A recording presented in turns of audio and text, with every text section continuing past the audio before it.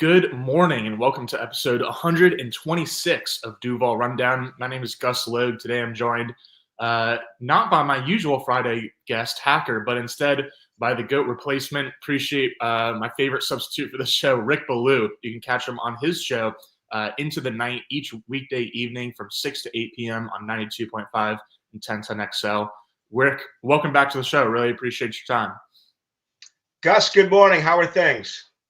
Things are good, especially with some real football on the way. Jaguars rookie minicamp is from today until Sunday, so May 9th through the 11th, and Saturday's practice. So on May 10th will be open not just to media, but also to the public, which is the first time that I can remember it ever happening. Rick, can you confirm that? Like, hasn't happened before in Jacksonville, has it? Where they open up, rookie minicamp to the public? You know, it's these things are all a mirage to me during the offseason. I want to say possibly the year that Blake Bortles was selected. That was a pretty good draft with Alan Hearns, Allen Robinson, Brandon Linder, Telvin Smith. But that was over, across the street where seating was very limited and kind of sketchy in the middle of the sun. So Right. This is going to be unlike anything we've ever seen before, with a beautiful facility, the Miller Electric Center. And there's just so much buzz here now with getting an opportunity to see Travis Hunter, who graduated yesterday, then flew in and taken part of day one of rookie minicamp, and then we'll see him tomorrow. But not only him, there's going to be so much speed on that field tomorrow. Very excited to go out there and see what's going on. Absolutely. We'll be breaking down a little bit more of like what we're expecting or what we're looking forward to seeing this weekend at Jaguars rookie minicamp. But first, Rick, want to get your reaction on the Gabe Davis news. The Jaguars released him somewhat surprisingly. I think it's mostly just surprising in terms of the timing of the release, it coming after the draft as opposed to earlier in the offseason. But Gabe Davis was one of many free agents signed last offseason, and I think Eric Armstead and Darnell Savage are pretty much the only two players remaining from the Jaguars' 2024 free agent class. And so what was your reaction to the Gabe Davis news? Were you surprised at all? And what do you think it says about that 2024 free agent class? Yeah, I was very surprised, and only because of the money. I mean, again, the way the contract was structured, $39 million over 3 years, $24 million guaranteed. He caught 20 balls and 2 touchdowns for $24 million. And, he's 26 years of age, and he's coming back from the torn meniscus. And, if he was healthy, and I think we all would agree with this, he would have been the 5th wide receiver at best. And hopefully that would mean, if everyone stayed healthy, he was never going to see the field. So I think where this football team is now, and if you just look at their draft picks, particularly late, they're really going to stress special teams. And this is a great special teams unit if you look at kicking and punting. But the way that the game has evolved, and now with the new kicking rules come into play, if you're going to have a 5th or 6th wide receiver on this football team, don't you want guys that can be special teamers? And Gabe Davis is not a special teamer. So it was a disaster. I didn't like the signing when Trent Baalke made it. He never caught more than 44 balls in one season. I kind of looked at it a little bit differently. I thought he was kind of a guy who went through the motions and got the bag. We saw the comments yesterday by Mitch Morris saying that he was a perfect teammate and he was great for the culture. I didn't see that, but I'm not there, like Mitch was, and he was with him in Buffalo and others. But that's his opinion. My opinion is this is another example of this new regime saying, just let's get rid of as many of these players who accepted losing. It is about a new identity. It's about raising the floor and bringing in new people. And I just don't think Gabe Davis was part of the plan. So, yes, I was surprised because of the timing.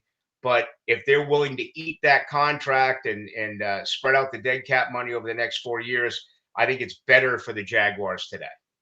Yeah, I think you hit it right on the head. Like, the writing was on the wall that Gabe Davis was going to be like the wide receiver 5 behind Brian Thomas, Travis Hunter, De'Ami Brown, and Parker Washington. And so when you're like at the bottom of that receiver depth chart, but really the bottom of any like position room depth chart, you want to be able to contribute in a couple of different ways, i.e. contribute to special teams and Gabe Davis wasn't really doing that. And so there's those comments from Mitch Morse.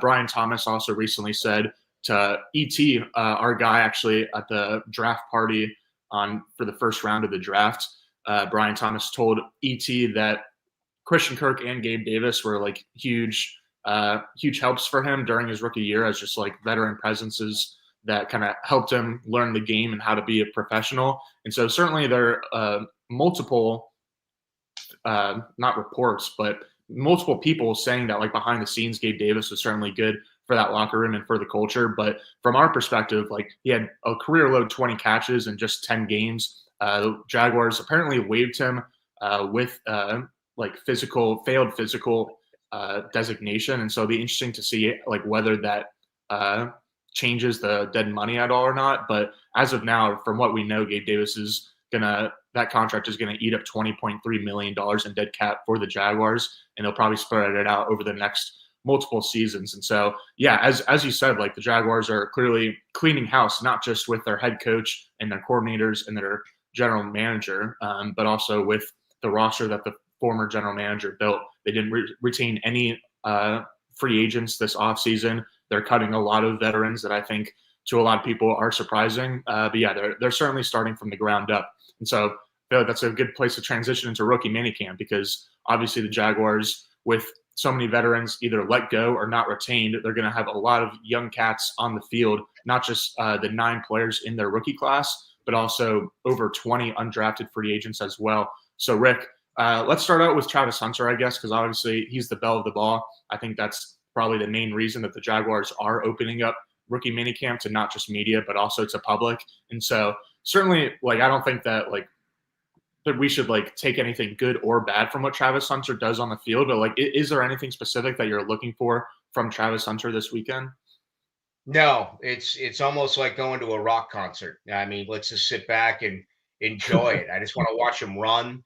Yeah. I have a feeling he's going to do it with a huge smile on his face, and I wouldn't be surprised if he pumps up the audience, the fans at one point. Maybe if he catches a touchdown or something along those lines. I just want to see him go out there and glide. I mean, that's the thing I'm looking forward to tomorrow more than anything is the emphasis now of speed. And 2 of the 4 guys won't be out there. Thomas Jr. won't be out there. Brown won't be out there.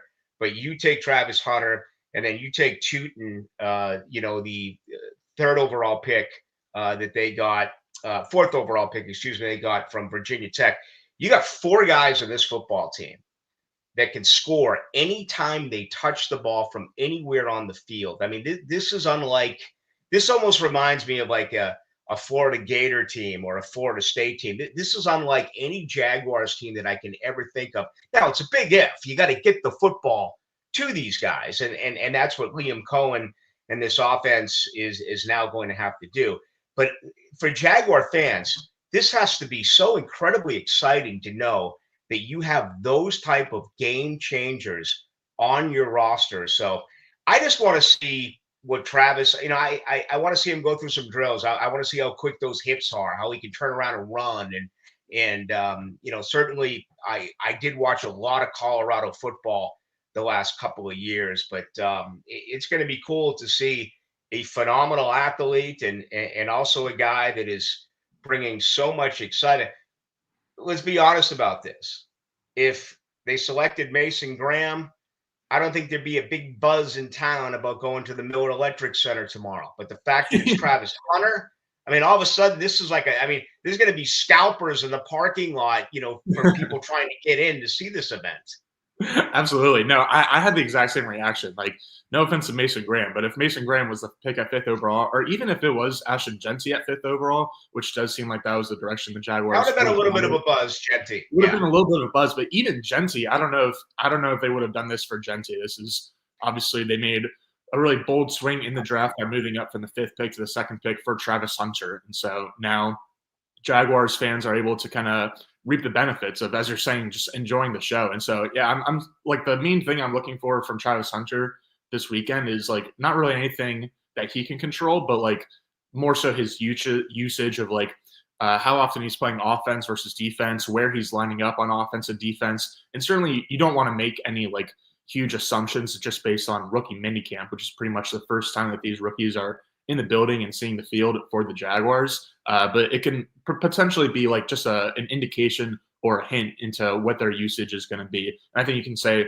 the same thing about like Tootin and a handful of other guys as well. But especially Travis Hunter, like I'm more excited to, or I think I'll take away more from like where he's lining up than actually like what he does when the play actually begins and ends. But beyond Travis Hunter, I'm also interested in seeing Elon wide receiver Chandler Brayboy and Duke wide receiver Eli Pancol, two undrafted rookie receivers who I think are going to be have a good chance to make the initial 53-man roster because Gabe Davis was cut. And so now they only really have like 4, I think, locked on starters or locked on players for the receiver room for the 53-man roster. Again, in Brian Thomas, Travis Hunter, De'Ami Brown, and Parker Washington. But after that, they could retain or get like 1 to maybe even as many as 3 guys also making the team at receiver. And so Josh Cephas is also certainly in the mix, an undrafted free agent from last season. But so I'll be very interested in receivers in general, from Travis Hunter, obviously, but also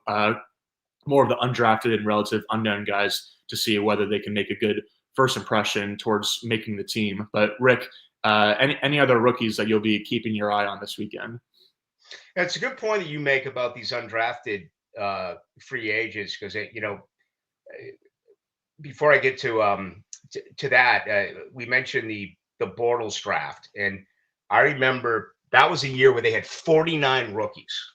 Okay, I think they drafted 8 or 9, and the COVID rules weren't in effect, so they may have signed 12, 13, 14 undrafted free agents, and they brought in like 20 some odd street free agents. So you had 49 guys at rookie minicamp, and you could see it. Again, it was a very good draft they had with Robinson and Hearns and Linder, and I mean, it just goes on and on and on.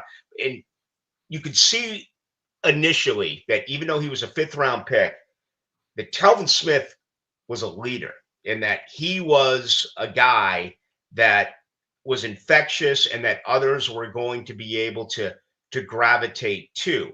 Obviously, all that is the eyes is going to be on Travis Hunter tomorrow, and I think he's going to be able to take that responsibility. It's hard to expect anything like that out of a rookie, but still, I think there are signs that you see, signals that you see. Who from this rookie class looks like he's a leader? I would love for it to be Wyatt Milam, because I think that offensive line is lacking a leader. They're lacking nasty. They're lacking a leader. And again, he's a rookie, so you got to put things into perspective.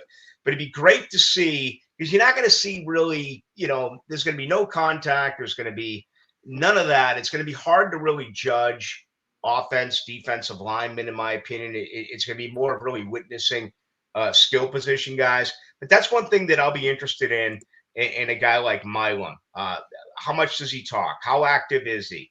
Does it look like others are ready to follow suit? Because I desperately believe that this football team is lacking leaders. Now, as far as the speed, I mean, my attention is all on Bashal Tootin. I am just absolutely, I'm as excited to see him as I am Travis Hunter. That 4.28 speed, the ability to catch the football out of the backfield. I mean, this could be a huge component in this Liam Cohen offense and the Liam Cohen screen game. So I just want to kind of get a feel for him. What does he have as far as vision? Does it look like he's got, any wiggle? Again, there'll be no defense or none of that, but so it'll be easier on them knowing that that's not going to be the case. But yeah, absolutely, for me, he's one I'm excited to watch. Also, a couple of late guys.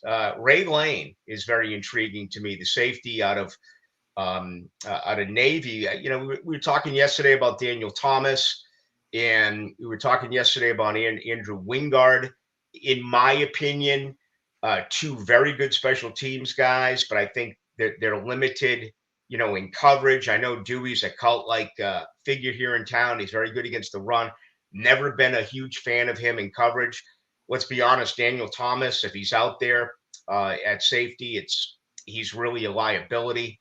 The Jaguars are dealing with some problems. So Lane was a gunner, and they lost a gunner in Tim Jones. So I think you look at Lane and just see what type of athlete he is. He could be a guy that could be a four-core special teamer and a gunner, week one in September. So, there's another guy that I'm really interested in seeing what he's all about coming up tomorrow.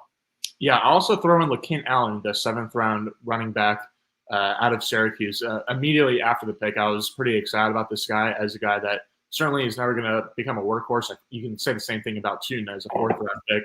But Allen, I think especially, is going to provide a lot of value on third downs. And so I'm excited to see how he's able to potentially fill that niche role. And then all the other guys you mentioned make sense. When you're talking about showing the leadership qualities on the field, my mind immediately went to Jack Kaiser first, the 4th-round pick out of Notre Dame, who's the Notre Dame's all-time leader in games played. Apparently, he's known up there as Mr. Notre Dame, so he seems like potentially the most intangibly rich guy out of anyone in this draft class, although I'm certainly safe to say that everyone in this class is intangibly rich. But yeah, I'm excited to see Kaiser and his leadership abilities and just how vocal he is. But then also, as you said, both Wyatt Millam and then I would add Caleb Bransall, the 2 third-round picks, because I think those two guys, after Travis Hunter, of course, have the kind of easiest path, or at least easiest to see path towards being a starter as soon as week one. And so certainly they could have terrible rookie mini camps, but then end up being week one starters, or they could have amazing rookie mini camps, but then end up not really seeing the field until later in the season.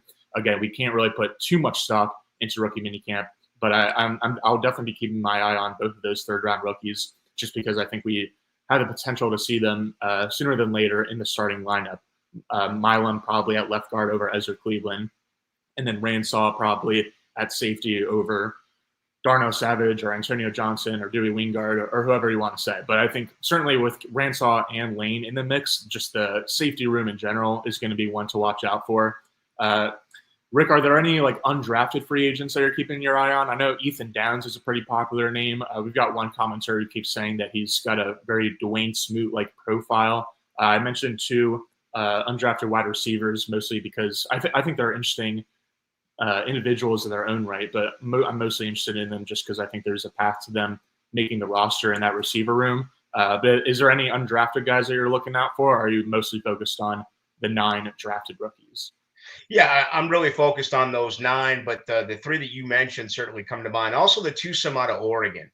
I think that those 2, including Herbert's brother, there's an opportunity there. And it's interesting because this roster was so bad, and they've gutted it. And as you pointed out, I mean, they didn't bring back any unrestricted free agents. They only signed 1 restricted free agent in Cole Van Lanen. But I still think when it's all said and done, there's going to be an opportunity here for 1 or 2 of these unrestricted free agents to make the team. I've gone through the list, and honestly, I haven't studied. I haven't gone back and watched any tape on any of these guys. I watched a few of them play in college football, but no, I'll just be kind of wide-eyed on these undrafted free agents. I mean, every year we see one. There's always one that emerges, and sometimes it could be a little bit of tomfoolery where they come out, ahead of others, and then once you get through the dog days of training camp,